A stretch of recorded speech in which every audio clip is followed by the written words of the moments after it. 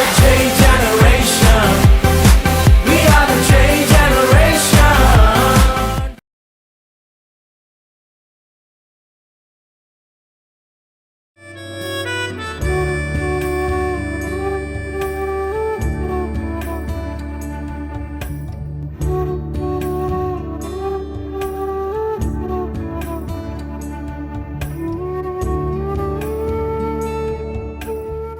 கிறிஸ்துவுக்குள் மிகவும் பிரியமானவர்களே, இந்த ஜாஷ்வா டிவி மூலமாக மகிமேன் மன்னா ஊழியத்தின் சார்பாக உங்களை மீண்டுமாக சந்திப்பதில் மிகுந்த மகிழ்ச்சி அடைகிறேன்.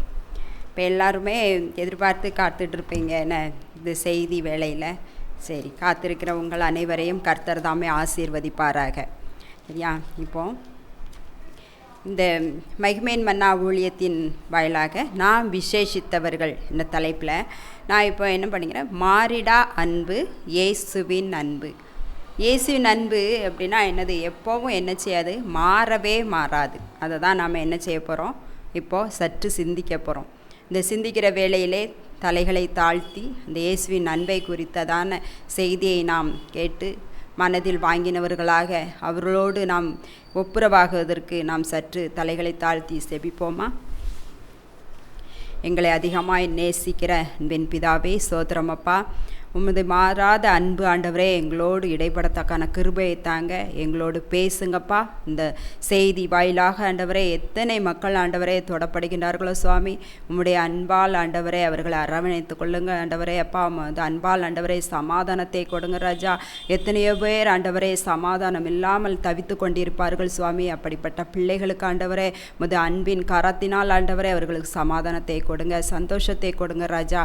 ஆண்டவரே, இந்த செய்தி வேலையை ஆண்டவரே கேட்க ஆயத்தமாக இருக்கின்ற ஒவ்வொருவருடைய செவிகளையும் ஆண்டவரே நீர் திறந்து ஆண்டவரே அந்த இதயத்தில் ஆண்டவரே இந்த செய்தியை பதிப்பிக்கதான கிருபையை தாங்க ராஜா.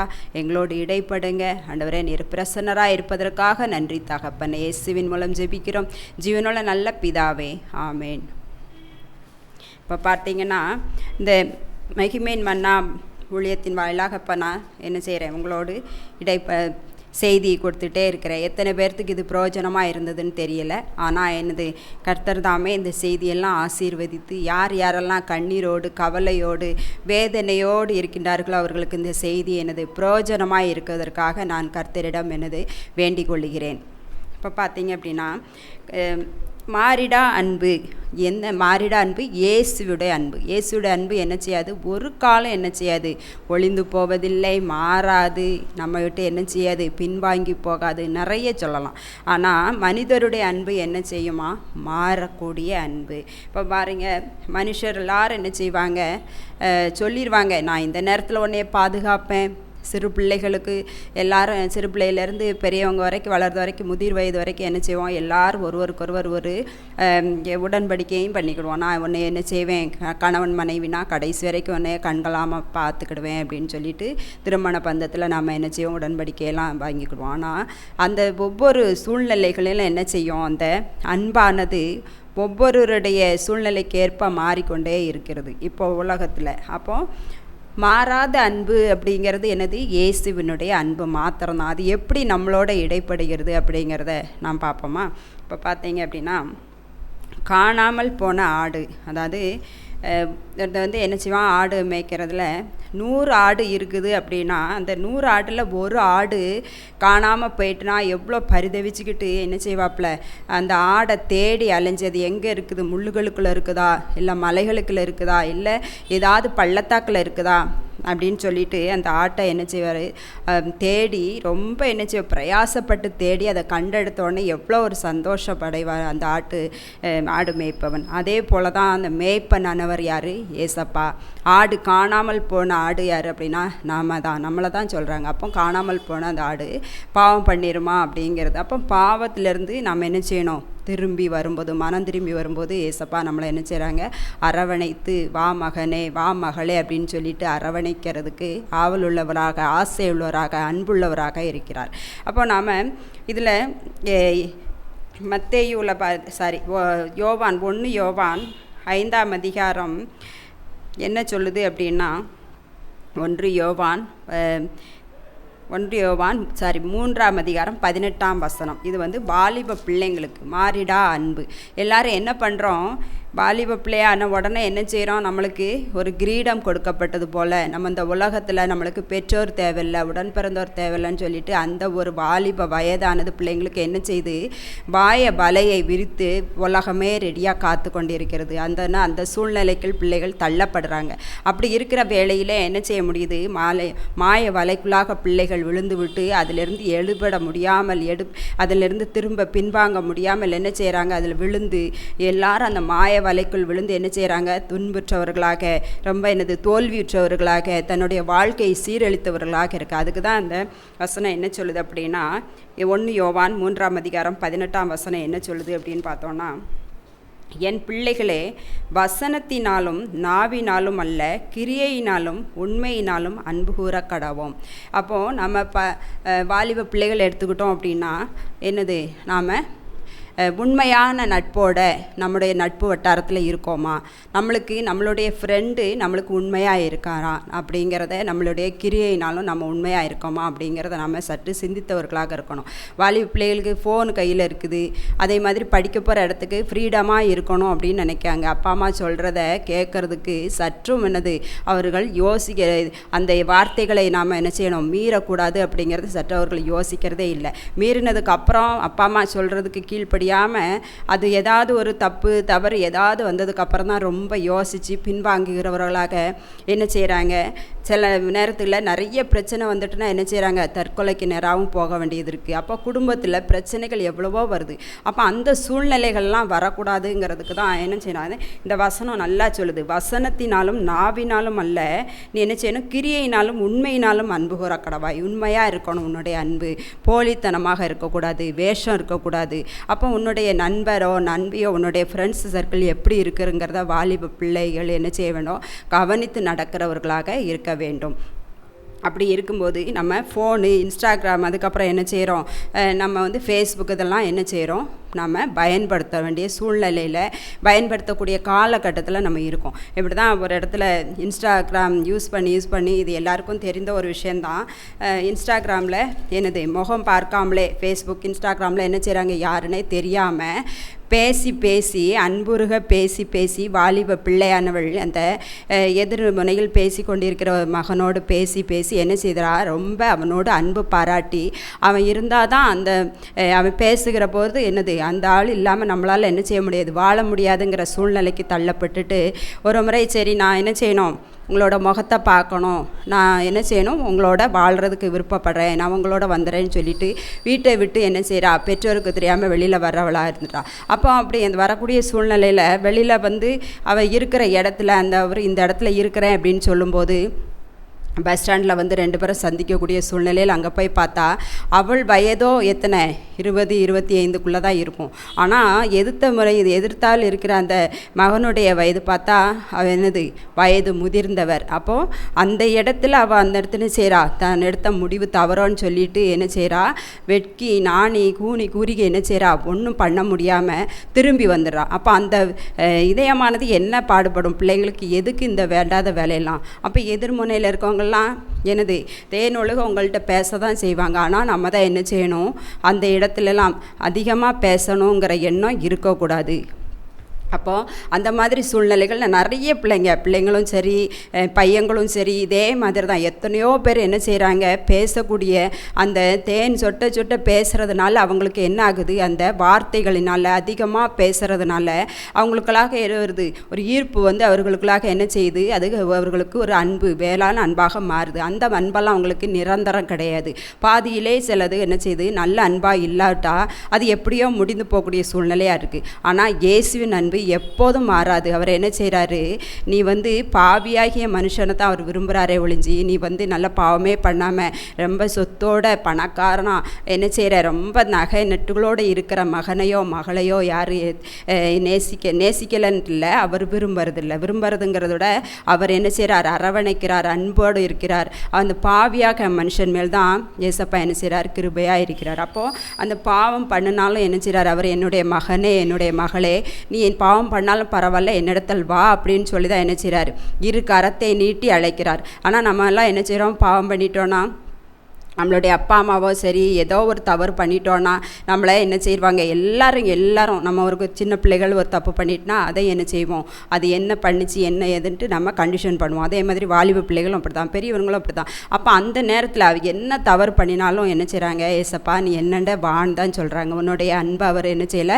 நிராகரிக்கவில்லை. உன்னுடைய அன்பை அவர் என்ன செய்கிறாரு, நீ வரணும், என்னுடைய மகனோ திரும்பி என்னிடத்துல வரணும்னு தான் என்ன செய்கிறாங்க, ஆண்டவர் எதிர்பார்க்குறாங்க. அப்படிப்பட்ட அன்பு தான் என்னது, மாறிடாத அன்பு. அவருடைய நேசக்கரங்கள் உங்களை என்ன செய்து, எப்போது என்னுடைய மகனோ மகளோ என்னிடத்தில் வருவாங்கன்ட்டு என்ன செய்து ஆவலோடு உங்களை கட்டி அணைப்பதற்காக காத்து கொண்டிருக்கிறது. அப்போ நாம் அந்த அன்பை நாம் ருசித்தவர்களாக நாம் என்ன செய்யணும், இந்த உலகத்தில் வாழணும். இப்போ நம்ம பார்த்தோன்னா கர்த்தருடைய அன்பை ருசித்து பாருங்கள் இருக்குது. அப்போ நம்ம இப்போ ஒரு ஆப்பிள் ஆரஞ்சு ஏதாவது ஒன்று சாப்பிட்டோன்னா அதை ருசித்து பார்த்தா தான் அதனுடைய டேஸ்ட்டு சுவை என்னன்னு தெரியும். அதே மாதிரி நம்ம இப்போ ஒரு ஜவுளி கடைக்கோ எங்கேயோ போனோன்னா என்னது, ஒரு புடவையோ ஒரு ட்ரெஸ்ஸோ எடுக்கணும்னா ஒரு ட்ரெஸ்ஸு நல்ல ஒரு இடத்துல வாங்கிட்டோன்னா இந்த கடைக்கு போங்க, இந்த இடத்துக்கு போங்கன்ட்டு நம்ம மற்றவங்களுக்கு அறிமுகப்படுத்துகிறோம். அதே மாதிரி இப்போ புரோட்டா தான் ரொம்ப ஃபேமஸ், புரோட்டா அந்த மாதிரி. அப்போ அந்த புரோட்டாலாம் எங்கே இருக்குது அப்படின்னா ஏதாவது ஒரு இடத்துல நல்ல டேஸ்டியாக சாப்பிட்டோம் அப்படின்னா இந்த கடைக்கு போங்கன்னு அறிமுகப்படுத்துகிறோம். அதே மாதிரி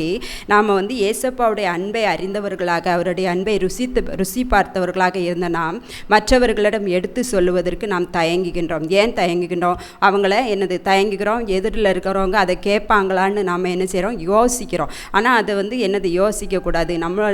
நம்ம பெற்ற இன்பத்தை அவர்களுக்கும் சொல்லணும், அவங்க சொல்ல அதை கேட்கணும். ஆனால் அவங்கெல்லாம் என்ன செய்கிறாங்க, நீங்கள் வந்து வசனத்தை சொல்லியோ இல்லை ஏசப்பா பற்றியே சொல்லியோ என்ன செய்கிறீங்க, எங்களை கிறிஸ்தவர்களாக நீங்கள் மாற்றிடுவீங்கன்னு பயப்படுறவங்களும் நிறைய பேர் இருக்காங்க. அப்படியெல்லாம் பயப்பட வேண்டாம், அவங்கள கிறிஸ்தவர்களாக மாற்றுறதுக்கு கிடையாது. ஆனால் என்னது, உள்ளத்தை மாத்திரம் தான் அவர் கேட்குறாரு. என்னது, நான் வந்து என்ன செய்யலை, உங்களுடைய சொத்து சுகங்கள் எதையும் நான் இது பண்ணல, உன்னுடைய இருதயத்தை மட்டும்தான் என்ன செய்கிறேன் நான் கேட்குறேன்னு சொல்லி ஆண்டவர் சொல்கிறார். அப்போ நம்மளுடைய இருதயம் எவ்வளோ ஒரு கேடுபாடு உள்ளது, அது வந்து நம்மளுக்கு என்னது பயங்கர இதாக இருக்கும். அந்த மாதிரி இருக்கிற அந்த இருதயத்தை கூட அவர் என்ன செய்கிறாரு, நேசிக்கிறார். நாம் ஒரு முரண்பாடாக மற்றவங்கள்ட்ட நம்ம பேசிட்டோ இல்லை நம்ம அவங்களுக்கு உதவி செய்ய முடியலை, இல்லை அவங்களோட எதிர்பார்ப்பை நம்மளால் பூர்த்தி செய்ய முடியலைன்னா உலகத்தில் எல்லாரும் என்ன செய்வாங்க, அந்த இடத்துல வெறுப்பு வருது. அவங்க வந்து அவங்கள மற்றவங்கள அசட்டாக பண்ணுறவங்களாக இருக்கிறான். ஆனால் ஆண்டவர் அப்படி ஒரு நாளும் பண்ணலை. நீ வந்து என்ன செய், எப்படி இருந்தாலும் பரவாயில்ல, நான் உன்னை ஏற்றுக்கிறேன், நீ வந்து என்னிடத்துல வா, என்னோட சமாதானத்தை பெற்றுக்கொள், என்னோட அன்பை பெற்றுக்கொள் அப்படின்னு தான் ஆண்டவர் சொல்கிறாங்க. அதை நாம் என்ன செய்யணும், அவருடைய பூரணமான அன்பை நாம் பெற்றவர்களாக நாம் இருக்கணும். அதுக்கப்புறம் பார்த்திங்கன்னா லூக்காவில் இயேசுவின் அன்பு எப்படி இருக்குன்னு இன்னொரு திரும்பவும் சொல்கிறாங்க பாருங்கள். இயேசுவின் அன்பு மாறிடாத அன்பு. இதுக்கு ஒரு பாடல் கூட உண்டு. மாறிடா எம்மானேசரே மாறாதவர் அன்பென்னாலுமே, கல்வாரி சிலுவை மீதிலே காணுதே இம்மான்பிதே, இயேசுவின் அன்பிலே அதன் ஆழம் அறியலாகுமோ, இதற்கிணை ஏதும் வேறில்லையே, இணை ஏதும் வேறில்லையே, இயேசுவின் மகா அன்பிதே அதன் ஆழம் அறியலாகுமோ, இதற்கிணை ஏதும் வேறில்லையே, இணை ஏதும் வேறில்லையே. இந்த பாட பாருங்கள், அதற்கு இணையே கிடையாதான். இப்போது இயேசுவினோட அன்புக்கு இணை வேறு எந்த உலகத்தில் எதுவுமே கிடையாது. இதே தான் இப்போது லூக்காவில் பார்த்தீங்க அப்படின்னா, லூக்கா 15ஆம் அதிகாரம் 7ஆம் வசனத்தில் என்ன சொல்கிறது அப்படின்னா, லூக்கா 15ஆம் அதிகாரம் 7ஆம் வசனம், அதே போல் மனம் திரும்ப அவசியமில்லாத 99 நீதிமான்களை குறித்து சந்தோஷம் உண்டாகிறதை பார்க்கிலும் மனம் திரும்புகிற ஒரே பாவி நிமித்தம் பரலோகத்தில் மிகுந்த சந்தோஷம் உண்டாயிருக்கும் என்று உங்களுக்கு சொல்லுகிறேன். இப்போ பார்த்தீங்க அப்படின்னா எவ்வளவோ பாடுகள் பிரச்சனைகளுக்கு மத்தியில் இருந்தாலும் மனம் திரும்புகிற பாவி நிமித்தம் தான் பரலோகத்தில் சந்தோஷம் உண்டாயிருக்குமா. அப்படிப்பட்ட அன்பில் என்னது, அந்த இயேசுவினுடைய அன்பை நாம் அறிந்தோமானால் நம்ம என்னது பாவம் பண்ணணுங்கிற எண்ணம் இருக்காது. அவர் வந்து நம்மளை எப்பேற்பட்ட பாவியாக இருந்தாலும் நம்ம என்ன செய்கிறார், அவர் நம்மளை அணைத்து கொள்கிறவராக இருக்கிறார். அப்போ நம்ம எவ்வளோ பாவம் பண்ணினாலும் என்ன செய்யலாம், ஏசப்பாக்கிட்ட மன்னிப்பு கேட்கலாம். மன்னிப்பு கேட்டு ஏசப்பா என்னை உம்முடைய பிள்ளையாக என்னை என்ன செய்யுங்க, ஏந்தி கொள்ளுங்க, என்னை அரவணைத்து கொள்ளுங்கன்னு சொல்லிட்டு நம்ம அவரிடம் மன்னிப்பு கேட்டு அவரிடம் சரணடைந்தவர்களாக இருக்கலாம். அப்படிப்பட்ட சிலாக்கியத்தை நம்மளுக்கு தந்திருக்கிறார். அப்பா பிதாவேன்னு சொல்கிற புத்திர சுவீகாரத்தை நமக்கு சொல்லியிருக்காங்க. நம்ம அப்பா அவளுக்கு அப்பான்னு சொல்லிட்டு நம்ம அதிகாரத்தோடு அவர்கிட்ட என்ன செய்யலாம், அன்பு பாராட்டலாம். நம்ம வீட்டில் எப்படி நம்ம குழந்தைகள்கிட்ட அன்பு பாராட்டுறோமோ, நம்ம பெற்றோர்கிட்ட அன்பு பாராட்டுறோமோ, அது மாதிரி அதை விட அதிகமாக அவர்கிட்ட என்ன செய்யலாம், அன்பு பாராட்டலாம். நம்ம உலகத்தில் இருக்கின்ற இந்த மாயை அன்பு எல்லாமே என்ன செய்யணும், மாயமானது. பிரசங்கிலையும் அப்படித்தான் சொல்லுது, எல்லாம் மாயை மாயை மாயன்னு தான் வரும். ஆனால் அந்த உலகத்தில் இருக்கின்ற அன்பு, கணவன் மனைவி அன்பாலும் சரி, பெற்றோரின் அன்பானாலும் சரி, அதே போல் வாலிப பிள்ளைகள் தன்னுடைய ஃப்ரெண்ட்ஸ் சர்க்கிளில் இருக்கிற அன்பானாலும் சரி, இதெல்லாம் அது எல்லாமே கொஞ்ச காலத்திற்கு தான், அது நீடிக்கக்கூடியதில்லை. ஆனால் இப்போ இயேசுவின் அன்பு என்ன செய்யுமா, மாறாத அன்பு நம்மளுக்கு இப்போவும் சரி, நம்மளுக்கு அதுக்கப்புறம் இந்த வாழ்க்கைக்கு பிறகு மறு வாழ்க்கை உண்டு, நித்தியமாக இருக்கிற அதுலேயும் இயேசுவின் அன்பு நம்மளுக்கு தொடரும். அந்த அன்பு நம்மளுக்கு மாறக்கூடியது கிடையாது, நிலையானது, அது எல்லை இல்லாதது. நம்மளுக்கு என்ன செய்யுமா, அதிகமாக நம்மளை என்ன செய்தோம், அரவணைத்து கொள்ளும். நம்மளுக்கு என்னென்ன தேவை என்பதை அதை புரிந்து கொண்டு நாம் அவருக்குள்ளாக அன்பு செலுத்துகின்ற போது, அவருக்குள்ளாக நாம் ஐக்கியமாகின்ற போது நம்மளுக்கு என்ன தேவை என்பது அவருக்கே தெரியும். நம்ம நினச்சிக்கிட்டு தான் இருப்போம், உன்னுடைய இருதயத்தின் நினைவுகளெல்லாம் எனக்கு தெரியும்னு சொல்கிறாரு. அப்போ நம்மளோட நினைவுகளெல்லாம் அவருக்கு தெரியும். நம்ம என்ன நினச்சிக்கிட்டு இருக்கோமோ அதை என்ன செய்வார், யார் மூலமாவது நம்மளுக்கு என்ன செய்வாங்க, ஒரு அரேஞ்ச் பண்ணி நம்மளுக்கு ஒரு உதவி சேரும். அப்போ அப்படிப்பட்ட அன்பை நாம் ஏன் நிராகரிக்கணும்? உலகத்தில் இந்த இயேசுவின் அன்பை நாம் என்ன செய்யணும், உணர்ந்தவர்களாக இந்த உலகத்தில் நாம் என்ன செய்யணும், ஜீவிப்பதற்கு நம்மை நாமே என்ன செய்யணும், அர்ப்பணித்து கொள்ள வேண்டும். மற்றவர்களுக்கும் நாம் சாட்சியாக இருந்து மற்றவர்கள்ட்டையும் இந்த இயேசுவின் அன்பை பற்றி நாம் சொல்லுகின்ற போது நிறைய பேர் என்ன செய்வாங்க, இயேசுடைய அன்பால் தொடப்படுவாங்க. அதுக்காக மதம் மாறணுங்கிறதெல்லாம் கிடையாது. இயேசுடைய அன்பை மாத்திரம் நீங்கள் புரிந்து கொண்டால் உள்ளத்தில், அதனால் என்ன பலன் அப்படின்னு கேட்குறீங்களா, உள்ளத்தில் சமாதானம் இருக்கும். உங்கள் வீட்டில் சமாதானம், உங்களுக்கு என்னென்ன உதவிகளோ எல்லாம் அப்பப்போ என்ன செய்யும், அது உங்களுக்கு நடந்தேறும், யார் மூலமாவது சேரும், அப்படி இருக்கும். அப்போ வீட்டிற்குள்ளாக ஒரு சந்தோஷம் நிலவும். அப்போ உங்களுக்கு அப்படிப்பட்ட ஒரு சமாதானம், உலகம் கொடுக்கக்கூடாத சமாதானத்தை உங்களுக்கு தரும்போது அந்த இயேசுவினுடைய அன்பை நாம் ருசி பார்ப்பதில் என்ன தவறு இருக்கிறது? அதை மற்றவர்களுக்கும் நாம் சொல்லுவதற்கும் நாம் ஆயத்தப்பட்டவர்களாக இருக்கணும். அதுக்கப்புறம் நம்ம இந்த இயேசுவின் அன்பு என்ன செய்யும், நம்மளை மாறாதது. நம்மளுக்குள்ளாக என்ன செய்யும், விசுவாசத்தோடு நம்ம இயேசுகிட்ட கேட்கும்போது எல்லாமே நடைபெறும். சரியா? ஒவ்வொரு வாரமும் இந்த ஜாஷ்வா டிவியில் 6:30 மணிக்கு, மாலை 6:30 மணிக்கு என்ன செய்யுது, இந்த தேவ செய்தி ஒளிபரப்பாகுது. இதை கேட்டு தேவ ஆசீர்வாதத்தை பெற்றுக்கொள்ளுங்கள். தேவன் தாமே இந்த செய்தியை முழுவதும் ஆசீர்வதிப்பாராக. நீங்கள் இந்த கேட்டு இந்த செய்தியை ஆசீர்வாதம் பெற்றவர்கள் என்ன செய்யுங்க, பிரயோஜனப்படுங்க. அனுதினம் என்ன செய்யுங்க, வேதம் வாசிங்க. இயேசுவின் அன்பை புரிந்தவர்களாக, அவரோடு இடைப்படுபவர்களாக நீங்கள் என்ன செய்யணும், நித்தம் இருக்க வேண்டும். அதற்காக நீங்கள் என்ன செய்யணும், வாஞ்சை இருக்கணும். நம்மளுக்கு ஒரு விருப்பம் இருந்தால் தான் அது நிறைவேற்றப்படும். விருப்பமே இல்லாமல் நாம் என்ன செய்ய முடியாது, எந்த ஒரு செயல்பாடுகளிலும் நாம் ஈடுபட முடியாது. அப்போ நாம் இயேசுவின் அன்பை புரிந்தவர்களாக இருக்கணும். அப்படின்னா அதை பெற்றுக்கொள்பவர்களாக இருக்கணும்னா, ஏசப்பா என்கிட்ட வாங்க, எனக்கு உங்களுடைய அன்பை தாங்க, நான் பாவியாக இருக்கேன். எல்லாரும் என்ன செய்கிறாங்க, பாவின்னு சொல்லிட்டு என்கிட்ட பேசுறது கூட யோசிக்கிறாங்க. ஆனால் ஏசப்பா நீங்கள் வாங்க, என்கிட்ட என் உள்ளத்தில் வாங்கன்னு சொல்லுங்கள். அவர் உங்களுடைய உள்ளத்தை மாத்திரம்தான் பார்க்குறாரு, வேறு எதையுமே அவர் எதிர்பார்க்கல. என்னுடைய மகனோ மகளோ எப்போ என்கிட்ட என்னுடைய அன்பை கேட்பா, என்கிட்ட மன்னிப்பு கேட்பா, என்கிட்ட பேசுவான்னு ஆசையோடு இருக்காங்க. அப்போ அப்படிப்பட்ட ஆசையோடு இருக்கிற ஒரு அப்பா கிட்ட நம்ம போய் பேசுகிறதுல என்ன தவறு இருக்குது? அப்போ நம்ம பிரயோஜனப்படுத்தி கொள்ளலாம், நம்ம அதை பயன்படுத்திக்கிடலாம். நான் தனிமையாக இருக்கேன், எனக்கு யாரும் உதவி செய்யலை, எனக்கு எவ்வளவோ பிரச்சனைகள் இருக்குது, எனக்கு யாரும் உதவி செய்யலை, ஏன் யாரையாவது எதிர்பார்த்துட்ருக்கீங்க?